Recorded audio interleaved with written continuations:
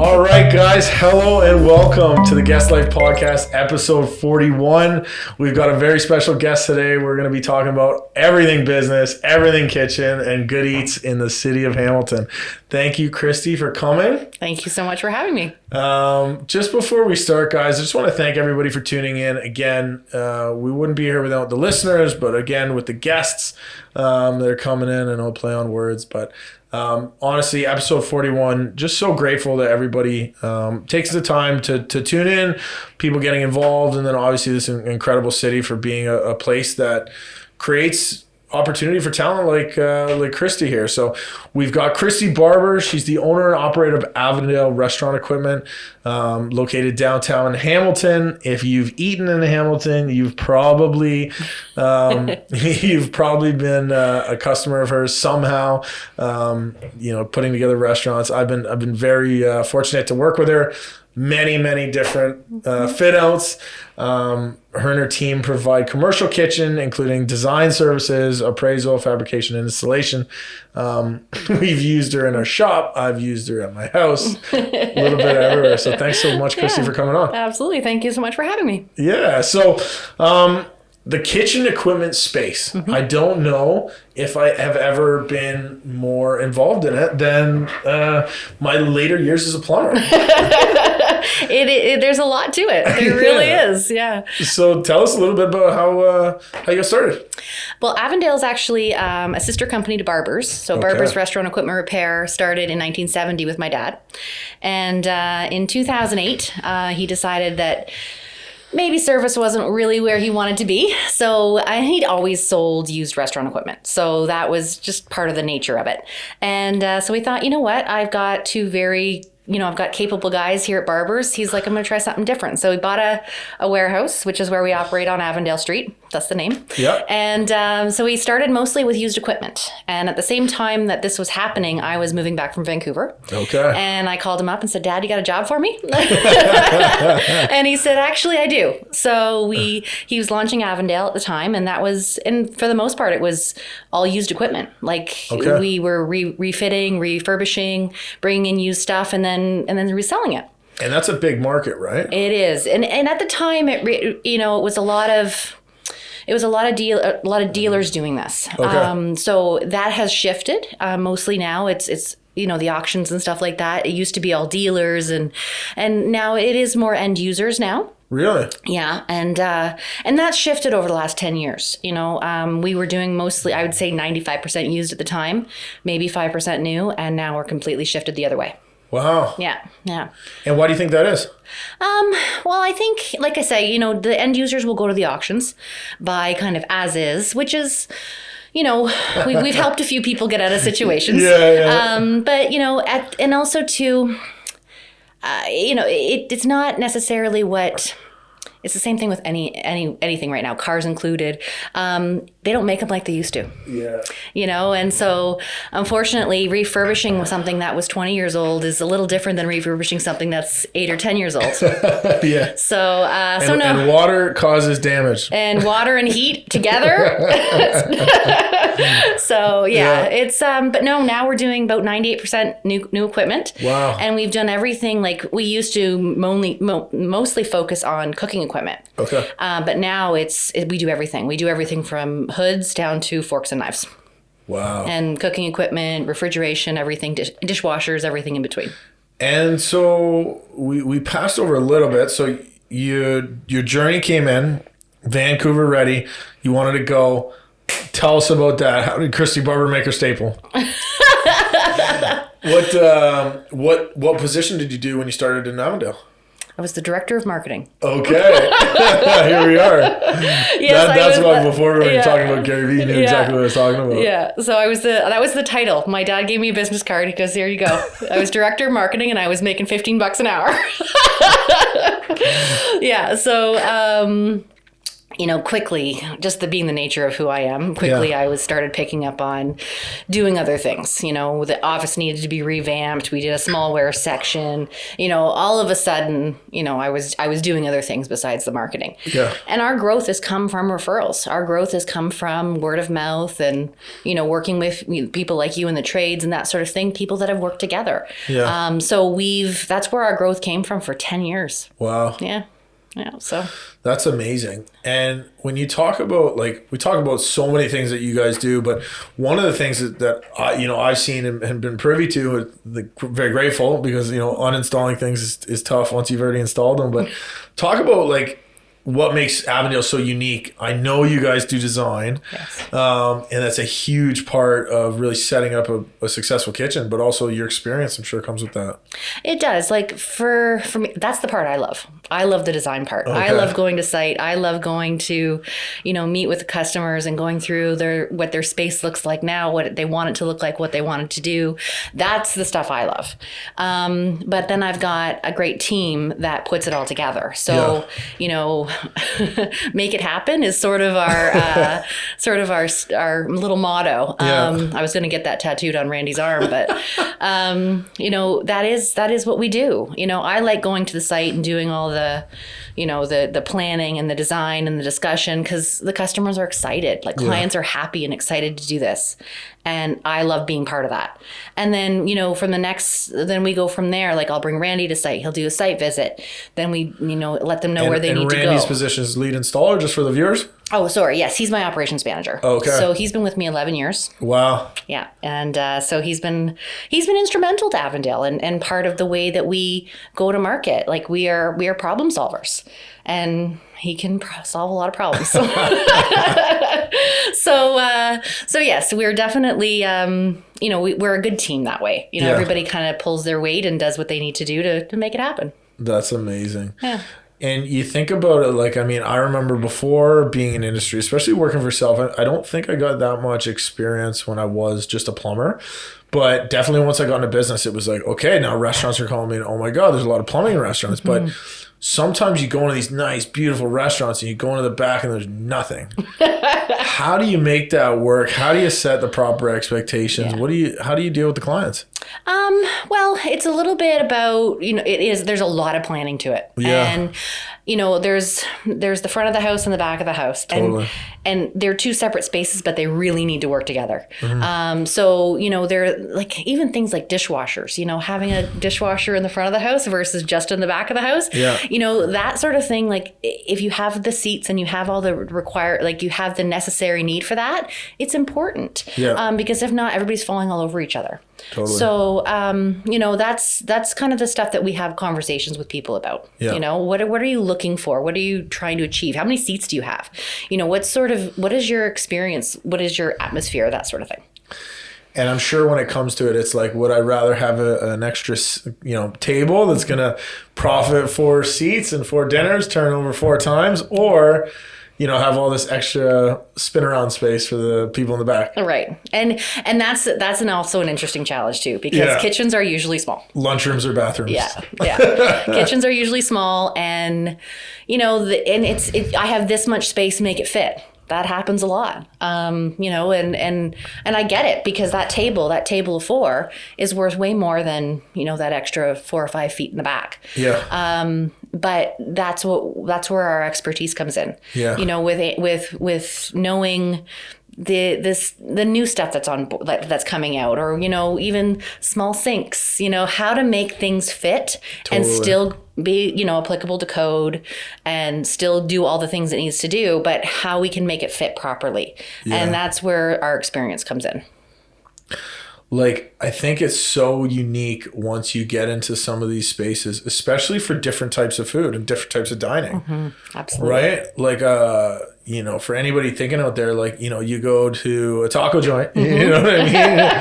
If you're downtown Hamilton, you go to the Mule, throw a little plug in there. But, you're looking at they've got certain types of trays, but then you go to fine dining and they've got, 6 different types of cutlery, 15 different sizes of plates. And how does I mean, where do you guys fit in when it comes to that process? Or is it really like you need that information prior, you ask the right questions and kind of get that? Yeah, you're asking questions. Yeah. You're finding out what they're doing. The client now though is doing a lot of research online. Okay. So they're sending links, or they're saying I like this design, or that definitely does happen. Yeah. But it is about finding out what they're looking to achieve. And I have lots of clients that send me links that say, can you get something like that for me? Absolutely I can. Yeah. So and we can pretty much meet all of those different requirements depending on what they're doing. But yeah, there's literally thousands and thousands of different tabletops and different options for tabletops. You name it, it's out there. It's crazy to think, right? I don't know if I know my head's spinning and thinking every little tray and trinket and thing that you get at a restaurant. It's like, oh my gosh, it has to be multiplied. It has to be available. It has to be consistent. Yeah. It has to be dishwasher friendly and stuff like that. When it comes into over the years, you're talking about the change and the development of the business for people and other entrepreneurs thinking about it. Like, obviously, COVID's making a switch. Whether things go online, make a switch. When you start making a transition in your business, now that you're the face of the business, but also I remember we talked a little bit about, I don't want to be the face of the business and I'm behind the scenes. And even though I'm the head of marketing at $15 an hour when you started for your dad, how do you find making those quick decisions and transitions throughout your business career? I enjoy it. I enjoy the dynamic, and we have a lean team. So we're quick to answer. We're quick to deal with problems, and there's a lot of benefit to having a lean team. Mm-hmm. All of my people care. Like every single one of us actually does give a shit. Yeah. we do care about what's happening. And for me, there's some days I'll go home and I'm like, hey, I'm done making a decision. I can't do it. But for the most part, like what I do every day is it's just part of who I am. That's part of building the business and part of just me. Yeah. Well, and I stopped you before, but we were talking about just knowing everybody within the industry and with in our industry, just for everybody listening, when we talk about going to a site and it's sometimes you're working with the client so pre-construction. Oh yeah. Right? Like it's a shell. Yeah. So once you bring those trades in and it's like, oh, okay, everybody kind of knows each other and works together. It's such I don't know if you want to call it a dance or a ballet, but it's so beautiful once things go in smoothly. Mm-hmm. And it can be so bad, like a car accident that you don't want to look at when it's not going there. But you had a really nice thing you're talking about your dad saying before. Yeah.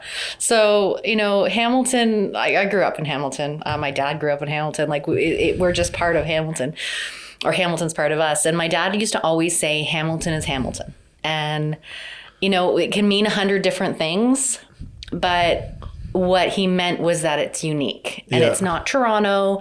It's not, it's not all these bigger cities. Hamilton is Hamilton. It means it's unique. It's something that, Hamiltonians know. We have the arts, we have the food, we have, it's grown. It's no longer just a steel town. Yeah. And, the change that has happened to Hamilton and what we do as a business owner and just even doing community events and stuff like that. That's all stuff that makes Hamilton unique. Totally. Yeah. And, getting into the community stuff, Kristy is one of many, many advocates in the city that does community work, but some of the stuff you do is just unprecedented. It's amazing. Talk a little bit about how you got involved with the Eatery and Exchange. Oh boy. That was a shell. Yeah, that was a shell when we first looked at that project. And that was a unique one because they came to me and said, I can't put a hood in, but I want to do a menu. I'm like, okay, well, and now that is no problem. But at the time, that was a few years ago now. Yeah. And at the time it was a challenge. Okay, what are we going to do to make sure that they can do what they need without a hood? Because that was foreign at the time. Yeah. But, we looked at options and now they're completely operating. They've got a combi oven with a self-ventilating hood. Everything it's all ventless. And they can use everything and do everything they need to do and more. And tell us a little bit about what they do there. So we've gotten when we first started that project, like I said, it was a shell, and I didn't know Sue at the time, and Sue has been. She's such a wonderful person. She's the executive director there, and she's a wonderful person. And at the time, I was like, okay, well, we're going to outfit your kitchen. Yeah. But over the years, like we've gotten involved in their silent auctions, and basically what they're doing is helping an area or a neighborhood in Hamilton that is in desperate need of that. Mm-hmm. They need not just so much, not a handout, but it's support. It's a community place. It's a place that you can go and you can buy your BLT with buttons.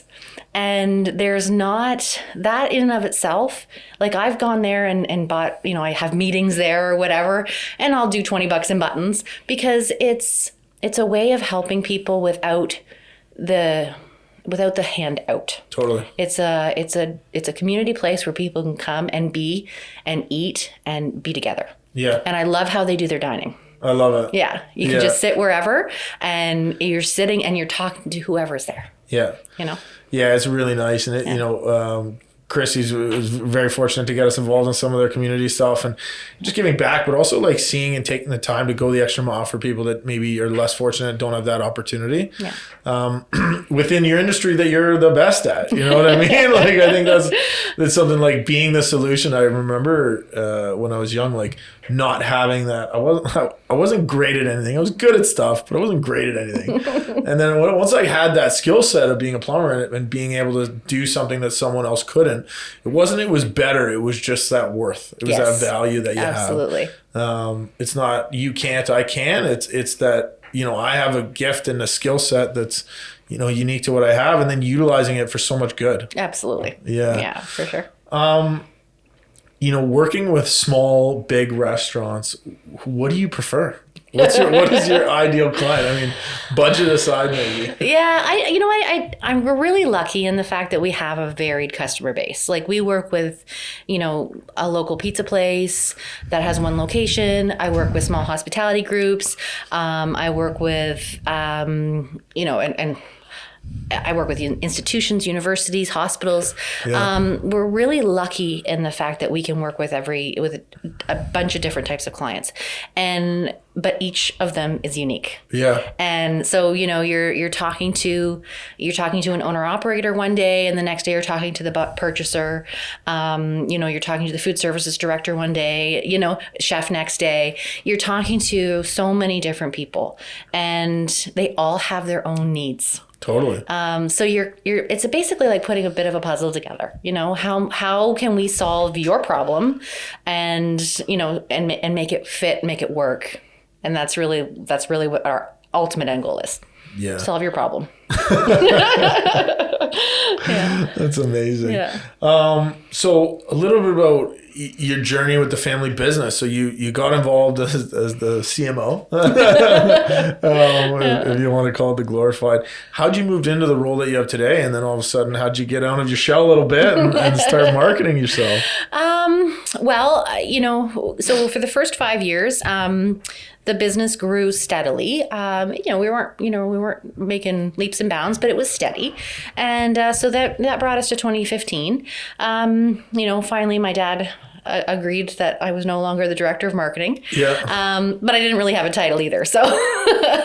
But we revamped the office. I was taking more of a customer focused role, doing more of the site visits, stuff like that. My dad was starting to step away from that. Unfortunately, he got sick in 2016 and he passed. So thank you. And so we forged ahead. I met with the staff that week and said, okay, we're carrying on.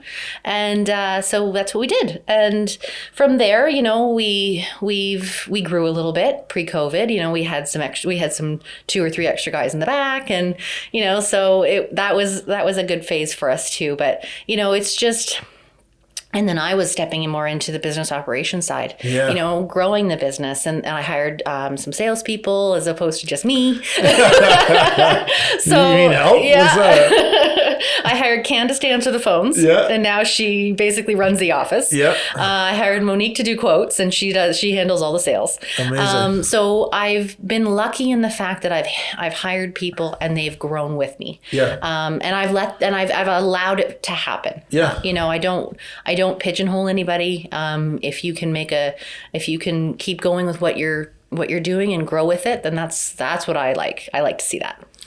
And creating that safe space for them, right? Yeah, absolutely. I think that's huge. We talk so much about entrepreneurship and what that means and being involved in the city. Was there any doubt going through that? A little bit of doubt, a little bit of concern there? Well, pre-COVID, no. Like we enjoy what we're doing. Yeah. And that's the thing about my staff is, like I said, people have just grown into the roles that they're in.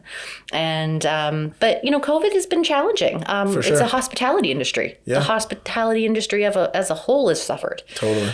So, we are right there with them. And I think, aware of the constraints and aware of the challenges and the stress and everything that they're dealing with, because we're dealing with it too. Yeah. And, so it's a very real thing when it comes to business, but it's, you're looking at the flip side of it, and we're aware of the challenges. We're aware of the budget issues, we're aware of all those things. So we definitely want to make sure that, we're going to the table with something to offer. Totally. Not just, okay, here, I'll sell you a fridge because I happen to have it. What do you need? Yeah. What are you looking for? What are you looking for? What are you trying to do? What problem do you have? I'll solve it. And so, we've heard a lot of stuff about COVID and some of the impacts it makes. And, I think from an outsider's perspective, I remember it happens all the time to us. Oh, well, you were essential. You should be good. And I hate bringing it up like that, but I think about it, it's like, well, why don't you ask how we're doing? Right. Right? Yeah. Why don't you ask? Because I'll tell you the whole thing, but we look at it, there's a lot of positives that have come from these opportunities. Mm-hmm. Were there any that really stuck out to you in terms of wow, we learned a lot, or wow, we really dug in, or our team is able to kind of, wow, we're stronger than we thought we were? Yeah. Right before COVID, we were probably up by 3 or 4 employees. So there was a lot of I shouldn't say extra, there was a lot of people there. Yep. That, and for reasons not related to COVID, some of them moved on. Yeah. And then, right when it was starting, when, I had a few people ask me to lay them off. But my main goal during COVID was to keep my people employed. Mm-hmm. And that's what I did. And so as a result of that, we're, like I said, very lean, but I got a team that will make sure that at the end of the day, what's done is what has to happen will happen. Totally. And that is the positive that came out of COVID. It's a struggle, yes, but at the end of the day, they do know that, I was there for them, they're there for me. Yeah. No, I think that's huge. It's big, right? And creating that space. I always say we're pretty new in business here, and what are you scared of now? Can't be scared of much now. No, we've done it. Yeah. I think unless there's a world war, I'm good. Yeah. That's amazing. So. Yeah. What does the future hold for Avondale? Where's the direction that you're going? Where do you think the industry's going? I know that they've talked about these pop-up kitchens. Mm-hmm. And we worked with you on a school program kitchen, mm-hmm. which I thought was awesome. Mm-hmm. That was an incredible project that just, again, I think getting into some of these industries you just don't think of. Right? Yeah. You think of everybody just goes and sits down and eats at a wedding and judges the food. How the hell do you prepare 350 plates of dinner at the same time to make sure everybody's, steak is medium rare or whatever the hell they want? There's so many facets of it. I mean, in plumbing we say, how do you get water to the top of the CN tower, and then how do you get shit down? That's kind of our model, just to keep people thinking. Right. But in your industry, what's changing? What's next? Everything all the time. Yeah. We different ways of cooking. Yeah. Pressure cookers, air fryers. You name it. We do a lot of product knowledge sessions with our vendors. Wow. Okay. It's important that we are up to date, because things are happening constantly. Yeah. There's a lot of innovation in the industry. When I started, a combi oven was completely unheard of. Okay. And that now is pretty much most kitchens will have one of some sort. Yeah. They may not have the one that's completely automatic, but of some sort, they have something of a combi. Wow. And it can be something for as simple as a bar that just wants to do something after the kitchen closes, which is simple and easy and just push buttons. Or it can be something like 350 people at a wedding and, medium rare, and all the things. So, and it can do all of that. So, a lot of what we're doing, like we have them probably every month, where we're doing product knowledge sessions with our vendors. I go to all the shows. I go down to Chicago. I go down to Orlando. We do the RC show. I took the team there this year for the Restaurants Canada show in Toronto. Oh, wow. We closed for the day and we took a road trip. So it's important because everything's changing all the time. It's huge. Yeah. Yeah. We went to one this year and it was mind blowing. Not only just, you talk about, we don't want to buy that stuff. Or it's like, well, for us, it's tools, yeah. Right? We get new tools. It's going to speed up a process. Absolutely. Labor's expensive, right? So yeah. the investment is there, and understanding the new technology is nuts. It's crazy. Absolutely crazy. I mean, I come home all the time with new stuff from my fridge. You can get a pizza from Italy and Canada. It's cool. Yeah, exactly. Well, and the codes are changing and environment, the environment's changing. So people are building restaurants in places that you would never think of a restaurant being totally in. Old houses. Okay. How does that happen? How do you make what was an old house into an awesome restaurant? And that's, we were lucky and we've been able to do a couple of those. So, but you have to think outside the box. It's no longer, okay, I've got 10 feet of cooking space. I'm going to put such and such in. Now you have to start thinking a little bit differently. Well, and I think a lot of people, it's about education over selling, right? Absolutely. We talk to a lot of people on the show and they say very similar things. It's like, you don't know what you don't know. So bring in the expert, whether it's listening to this podcast and you're going to get knowledge that's going to put you ahead, because rather than going through that challenge, you can learn from somebody else's mistakes. But also when you talk about a space or a build out, like, how many people do you know that don't use a contractor? I'm going to do it myself. Yeah, absolutely. And then it takes them 3 times as long and twice the budget. And, they just didn't want to pay that 15% for knowledge and speed and time. Yeah. And I think that's so interesting. Talk a little bit about, we know how busy you are. We know day to day you got a bunch of different hats on. We asked the question, how do you balance work and life? But you don't have to say you balance it. I don't balance shit. But how do you balance your work and lifestyle? Well, there's no balance. I love it. But perfect. Like my horses. My horses are my sanity. My time away. Because when you're with them, you really can't be focusing on anything else. And tell everybody a little bit about that. I know the whole story. I've been to the farm. But tell us a little bit about your animals. So I live on the family farm. We have a big boarding facility that we've built there over the last 3 years. And so I've got 15 horses on property, and most of them are boarders.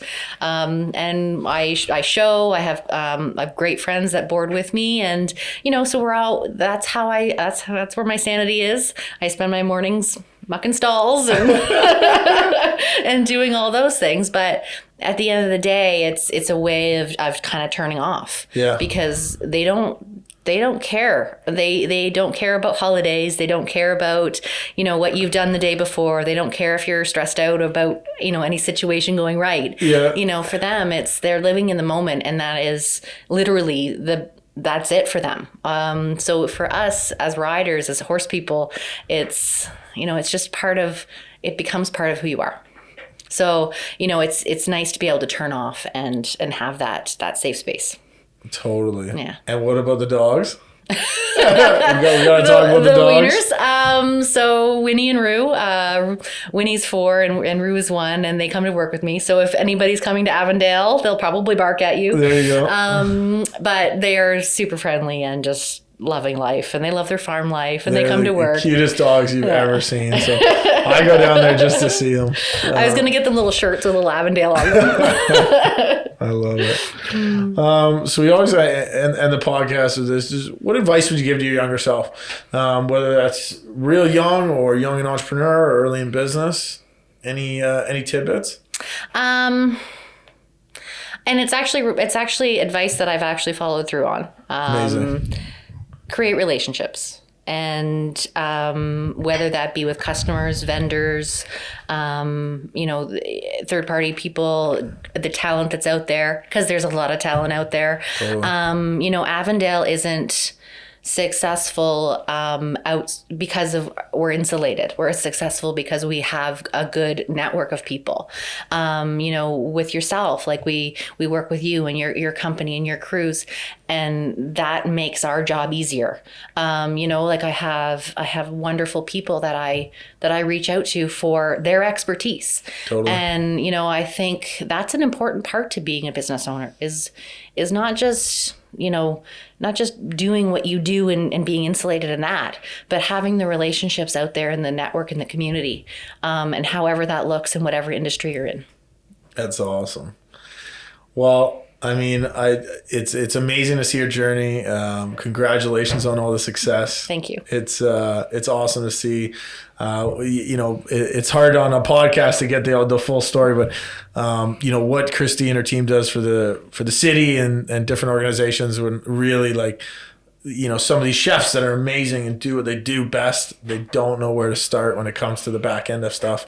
Kristy really gives them that peace of mind and that stability. So next time you're eating a taco or a burger, or having a salad somewhere, I guarantee Kristy has touched that food. So thank you so much for coming on the show. Awesome. Thank you so much. And before we finish, guys, we always ask ourselves this question: why not me? Why not now?